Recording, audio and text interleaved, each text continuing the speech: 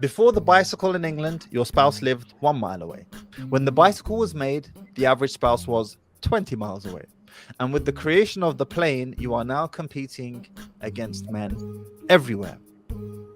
Does the brother have a point here? Tfaddal. Yeah. So if I may, I would flip that on its head and say we have now a pool of women that are global. SubhanAllah. And we the brother Nasser can obviously elaborate on this, but the importance of having a positive mindset, right? With anything, if indeed you are grateful, I shall increase you. Gratitude is literally increasing you in everything, such that if you and in another hadith, Allah subhanahu wa ta'ala in the hadith Qudsi, he says, "Ana inda husn dhanni abdi bih." I am as my slave, my servant thinks of me. So if you were to think of Allah subhanahu wa ta'ala as Ar-Razzaq, the one who will grant you risk from min haythu la yahtasib, from places that you don't even know that Allah subhanahu wa ta'ala will provide for you. And risk also includes your amwal, your zawaj, your wives and your children. Then Allah subhanahu wa ta'ala will indeed provide for you.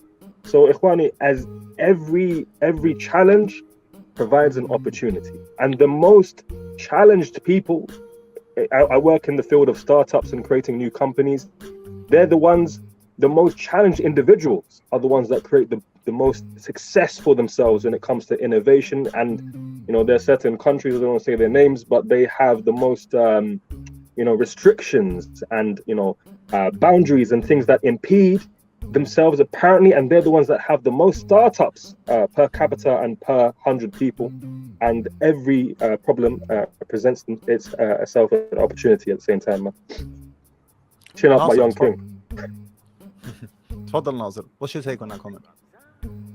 Yeah, I personally, I would need to know more. Like, what's the next sentence? Like, what's the next train of thought? His next sentence, actually, that's a good question. His next sentence, I can't find it now, but it was something along the lines of, "It's over for average men. There's no hope." Something along those lines. Yeah, and that's my lens is always from a therapeutic lens, and that's the part for me that's problematic, because again, and this is for anybody who's listening, you always want to ask yourself, where's the evidence for your thought? That's textbook 101 therapy, counseling, coaching. Where is the evidence for your thinking? And so if that's your thought, your line of thinking, this is why I want to know what was the next sentence, because the next sentence is the evaluation. The first sentence that you put up or that showed up was just a perception, right? That's a perception. We all know that. That's the quote unquote facts. But what is the evaluation you make of the facts of the reality on the ground? And that's where it becomes problematic, because I would say, where's the evidence to that? Where's the evidence that the average man that now has access to women all around the world can't find someone? Apologies, can't find multiple. The evidence is there. Right? Okay. Like, how many brothers do you guys know went to another country and got married, moved to another country and ended up getting married in the country that they're in? I've done it. I came here thinking I was going to be here 1 or 2 years and ended up getting married here.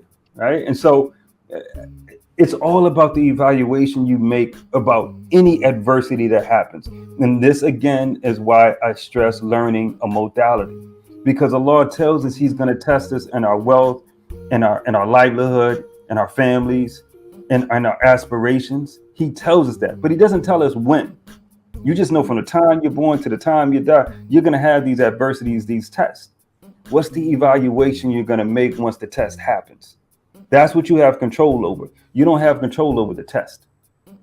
And that's not me. That's purely a modality, right? That's purely a cognitive behavior therapy modality. Says adversity is going to happen.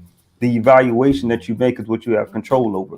And the evaluation, if you change that, you end up changing what you think and what you do and how you feel. You can't change this. You change this. Okay, I'm going to give you my take. I actually disagree with both of you on this. And again, I'll explain why. And then you both can provide me with pushback, inshallah.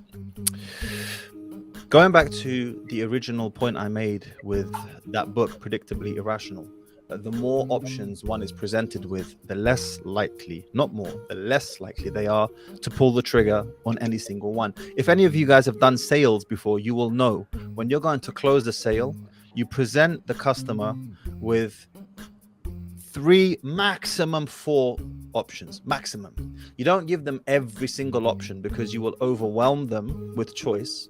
And because they don't feel content and satisfied with the right choice, because you presented them with so many options, they prefer to not choose any single one.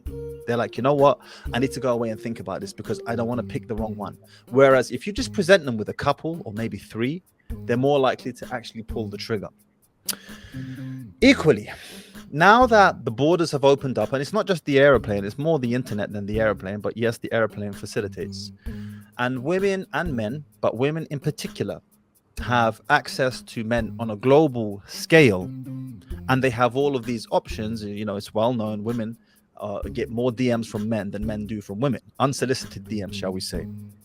This influx of options and choices makes it more difficult for them to pull the trigger on any single one of those brothers, unless he is so obviously above average or exceptional that it takes the decision-making process away from her. It's just obvious, you see.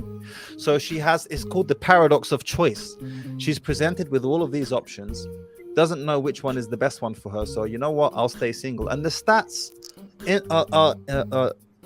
prove this, or I should say indicate that this is true. Now, it doesn't necessarily mean that the following stat I'm about to quote you is because of this reason, but I would say it's certainly a factor. And the stat is, Morgan Stanley conducted a research, you might have heard me quote it many times in the past, that by 2030, 45% of all prime aged working women, which is 25 to 44, will be single and childless.